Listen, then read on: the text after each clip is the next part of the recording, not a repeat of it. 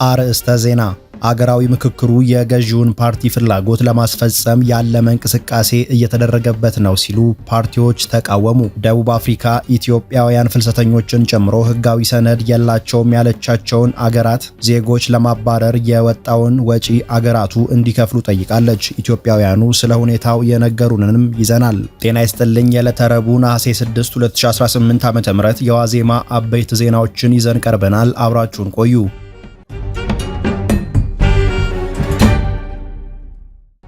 አገራዊ ምክክሩ የገዢውን ፓርቲ ፍላጎት ለማስፈጸም ያለመ እንቅስቃሴ እየተደረገበት ነው ሲሉ ተቃዋሚ ፓርቲዎች ከሰሱ። ከሐምሌ 8 ቀን 2018 ዓ.ም ጀምሮ እየተካሄደ ያለው አገራዊ ምክክር የአገሪቱን መሰረታዊ ችግሮች ከመፍታት ይልቅ የገዢው ብልጽግና ፓርቲን ፍላጎት ለማሳካት የተቃኘ ነው ሲሉ እናት ፓርቲና የአማራ ብሔራዊ ንቅናቄ አብን ክስ ሰንዝረዋል። ሁለቱ ፓርቲዎች የምክክሩ አጠቃላይ ሂደት ግልጽነት ይጎድለዋል በሚሉ ነጥቦች ላይ ቢስማሙም ባስቀመጧቸው ዝርዝር ስጋቶችና በቀጣይ እርምጃዎቻቸው ላይ የተለዩ አቋሞችን አንጸባርቀዋል። እናት ፓርቲ ነሐሴ 6 ቀን 2018 ዓ.ም ባወጣው መግለጫ ምክክሩ ኢትዮጵያን ለማጽናት ሳይሆን የአገሪቱን ዋና ዋና መገለጫዎች ለድርድር ያቀረበ ነው በማለት ከሷል። በአገሪቱ ቢያንስ በ3 ክልሎች ውስጥ ጦርነት እየተካሄደ ባለበት ሁኔታ ሂደቱ የእርስ በርስ ጦርነቱን ለማስቆም የሚያስችል ጥልቅ አቅጣጫዎችን ማስቀመጥ አልቻለም ብሏል። በተጨማሪም በአገር አቀፍ ደረጃ በምክክሩ ላይ አብላጫውን ቁጥር የያዙት የገዢው ፓርቲ አባላትና ደጋፊዎች መሆናቸውን ቀሰው እናት ፓርቲ ሂደቱ የአንድን ወገን ጥቅምና ፍላጎት ለማስጠበቅ ቀድሞ የተወሰነን ውሳኔ በአገራዊ ምክክር ስም ቅቡልነት እንዲኖረው የማድረግ ስራ ነው በማለት አብጠልጥሏል። በዚህ ምክንያት እናት ፓርቲ ከዚህ የምክክር ሂደት የሚወጡ ማናቸውንም ውሳኔዎችና ስምምነቶች ላይ ፊርማውን እንደማያሳርፍ ገልጧል። በሌላ በኩል የአማራ ብሔራዊ ንቅናቄ አብን ነሐሴ 5 ቀን 2018 ዓ.ም ለአገራዊ ምክክር ኮሚሽኑ በጻፈው ይፋዊ ደብዳቤ በሂደቱ ላይ የታዩ የአሰራር ግድፈቶችን በመዘርዘር አፋጣኝ ማስተካከያ እርምጃዎች እንዲወሰዱ ጠይቋል። አብን በደብዳቤው እንደገለጸው ከውይይቱ መጀመር በኋላ አዳዲስ ተሳታፊዎችን ግልጽ ባልሆነ መንገድ መጨመር፣ የብልጽግና አመራሮች በተለያዩ የሥራ ቡድኖች እየገቡ ጫና መፍጠራቸው እንዲሁም የባለሙያዎች ፓናል ገለልተኛነት ማጣቱ ሂደቱን አደጋ ላይ ጥሎታል ብሏል። በተለይም በአዲስ አበባ አጀንዳ ዙሪያ የሚደረገው ውይይት አዲስ ሀገራዊ ውጥረት የሚፈጥር መሆኑ በአስቸኳይ ግምገማ ተደርጎ አጀንዳው ከምክክሩ እንዲሰረዝ አሳስቧል። አዳዲስ ተሳታፊዎችን የመመደብ አሰራር በአፋጣኝ እንዲቆም፣ ገለልተኛ የሂደት ኦዲት እንዲደረግና ገለልተኛ የቅሬታ ሰሚ አካል እንዲቋቋም የጠየቀ ሲሆን ኮሚሽኑ እነዚህን ስጋቶች ወደ ጎን በማድረግ ወደ ቀጣዩ ምዕራፍ የሚሸጋገር ከሆነ ራሱን ከምክክሩ እንደሚያገል አሳውቋል። አገራዊ ምክክሩ የጥቂት አካላትን ፍላጎት ማስፈጸሚያና ለአዲስ ቁርሾ የሚያዘጋጅ እንዳይሆን መላው የኢትዮጵያ ሕዝብ ሂደቱን በንቃት እንዲከታተልም ጥሪ አቅርቧል። የኢትዮጵያ ዜጎች ለማህበራዊ ፍትህ ኢዜማ ፓርቲ ከፍተኛ አመራሩ ዮሐንስ መኮንንም በተመሳሳይ መልኩ በምክክሩ ዙሪያ ያላቸውን ምልከታ በማህበራዊ ትስስር ገጻቸው ያጋሩ ሲሆን ወደ ምክክር አዳራሽ የገባ ነው በአደባባይ የነበረውን ስሜታዊ ክርክር በሰከነ በስነ ስርዓት በተቃኘና ደርዝ ባለው መንገድ ለመወያየት ነበር። ስልጣን ያላቸው አካላት አቋማቸውን ቀድመው በአደባባይ ማወጃቸው በአዳራሹ ውስጥ በሚካሄደው ነፃ ውይይት ላይ ተጽዕኖ እንዳያሳድርና የባለድርሻዎችን አመኔታ እንዳይሸረሽር በከፍተኛ ጥንቃቄና ጨዋነት ሊያዙ እንደሚገባ ሐሳቤን ሰንዝሬ ነበር ብለዋል። ሆኖም የገዢው ፓርቲ ሐሳብ በመገናኛ ብዙሃን ጎልቶ መቅረቡ አግባብ እንዳልሆነና የሌላውን ወገን አማራጭ ሐሳብ ወደ ኋላ እንዳያስቀረው ጥንቃቄ ማድረግ እንደሚገባም ጠቅሰዋል። በምክክሩ አካሄድና በተስተዋሉ ክፍተቶች ዙሪያ ለኮሚሽኑ ቅሬታቸውን ያቀረቡ የፖለቲካ ፓርቲዎች ምላሽ ሳያገኙ የቆዩ ሲሆን ለኮሚሽነሮች በቀጥታ በደብዳቤ የቀረበ ቅሬታን ጨምሮ ኮሚሽኑ በዘረጋው የቅሬታ ማቅረቢያ አሰራር መሰረት የቀረቡና ከ10 ቀናት በላይ ያስቆጠሩ ቅሬታዎች እስካሁን ምላሽ አለማግኘታቸውንም የአንድ ፓርቲ አመራር ለዋዜማ መግለጻቸው ይታወሳል። ከ10 በላይ የሚሆኑት ፓርቲዎች ራሳቸውን ከምክክሩ እስከ ማግለል የደረሰ ውሳኔ ላይ የሚያደርሳቸው ጉዳይ እንደገጠማቸውም ነግረውናል።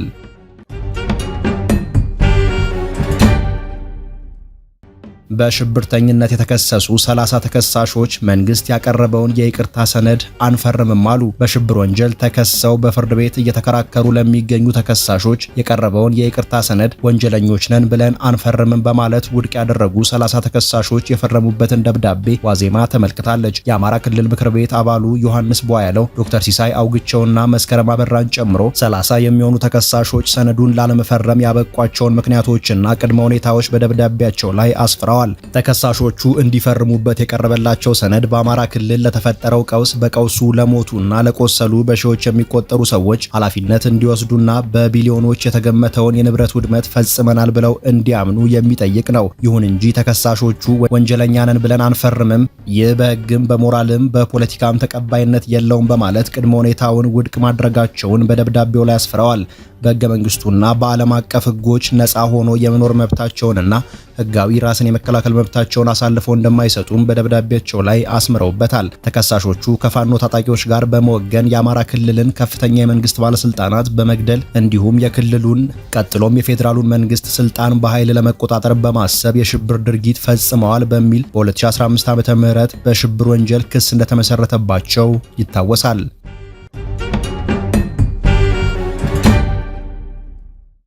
የደቡብ አፍሪካ መንግስት ኢትዮጵያውያን ፍልሰተኞችን ጨምሮ ህጋዊ ሰነድ ያላቸውም ያላቸውን የበርካታ ሀገራት ዜጎች ለማባረር ያወጣውን ወጪ አገራቱ እንዲከፍሉ ጠየቀ።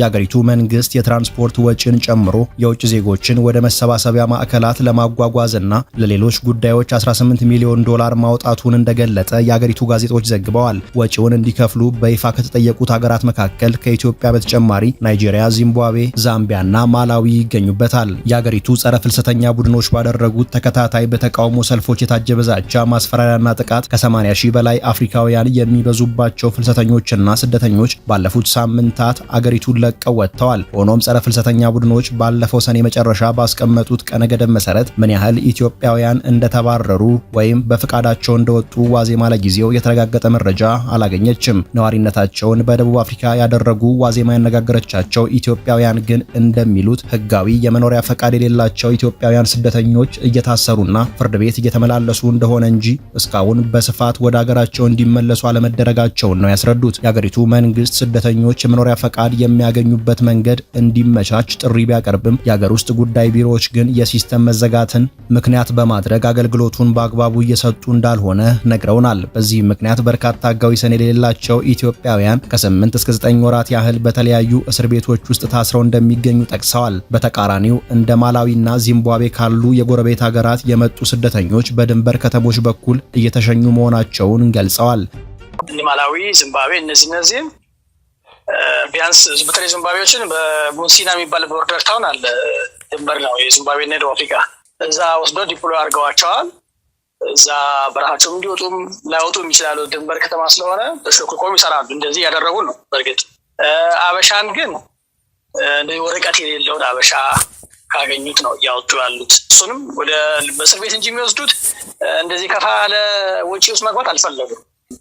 አንደኛ። ሁለተኛ ነገር ደግሞ ይህም ያህል ነገር እያደረጉ ያሉት ያው ተቃዋሚ ፓርቲዎች ናቸው ወይ ደግሞ ፈንድ የሚደረጉ ግሩፖች ናቸው እና መንግስት ከቀጣይ 3 ወር በኋላ የአካባቢ ምርጫ ያካሂዳል እና ለዛ ውሳኔ እርምጃ ቢወስዱባቸው የህጋዊ እርምጃ ቢወስዱባቸው ምርጫውን ሊያጣ ይችላል።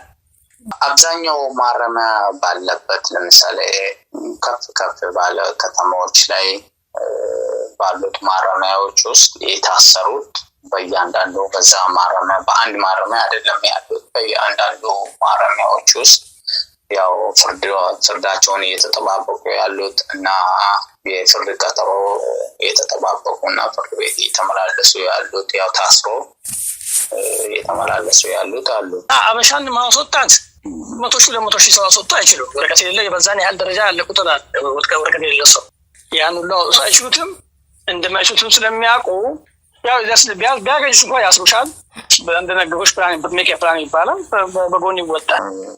አሁን ባየሁት ሁኔታ ከሆነ ወረቀት የሌላቸውን እያሰሩ እንደሆነ ነው ያየሁት። እያሰሩ ነው አስሮ እያቆዩ ነው እንጂ እስካሁን ባለው ዲፖርት የተደረጉት የሉም። ግን በማረሚያ በብዙ እየቆዩ ያሉት አሉ።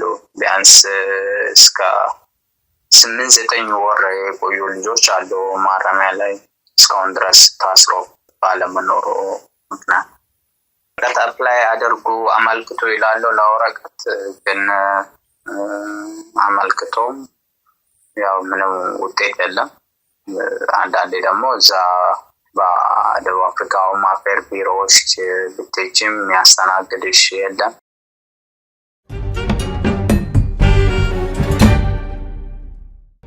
ብሔራዊ ባንክ ለጨረታ ባቀረበው 125 ሚሊዮን ዶላር የውጭ ምንዛሬ ጨረታ የተጫራች ባንኮች ፍላጎት ከ470 ሚሊዮን ዶላር በላይ ሆነ። ባንኩ በዛሬው ዕለት ጨረታ 1 ዶላር 161 ብር ከ80 ሳንቲም ገደማ እንደሸጠ ተገልጧል። በጨረታው 28 ባንኮች የተሳተፉ ሲሆን በጨረታው የውጭ ምንዛሬ ማግኘት የቻሉት ባንኮች ግን 9 ብቻ ናቸው። በጨረታው ለ1 ዶላር የቀረበው ከፍተኛ ዋጋ 163 ብር ከ99 ሳንቲም ገደማ መሆኑን የጠቀሰው ባንኩ ዝቅተኛው ዋጋ ደግሞ 159 ብር ከ97 ሳንቲም መሆኑን ገልጧል። ብሔራዊ ባንክ ሰኔ 17 ቀን ባካሄደው የ100 ሚሊዮን ዶላር የውጭ ምንዛሬ ጨረታ የብር ዋጋ መሻሻል አሳይቶ የነበረ ሲሆን በጨረታው 1 ዶላር የተሸጠበት አማካይ ዋጋ 157 ብር መሆኑን ገልጾ ነበር። በጨረታው ለ1 ዶላር የቀረበው ከፍተኛ ዋጋ 157 ብር እንደነበር የጠቀሰው ባንኩ ዝቅተኛ ዋጋ ደግሞ 152 ብር እንደነበር መግለጹ ይታወሳል።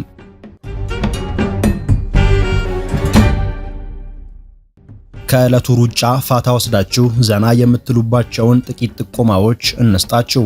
የገጣሚ ሰለሞን ሳህሉ ፍቅር እኮ ነው መጽሐፍ ሐሙስ ነሐሴ 7 2018 ዓ.ም ከምሽቱ 11 ሰዓት ከ30 ጀምሮ በዋሊያ መጽሐፍት አዳራሽ ይመረቃል። አስሊ ኢትዮ ጃዝ ባንድ በአፍሪካ ጃዝ ቪሌጅ በየሳምንቱ ሐሙስ ከምሽቱ 3 ሰዓት ጀምሮ የቀጥታ የሙዚቃ ዝግጅቱን ያቀርባል። ለዕለቱ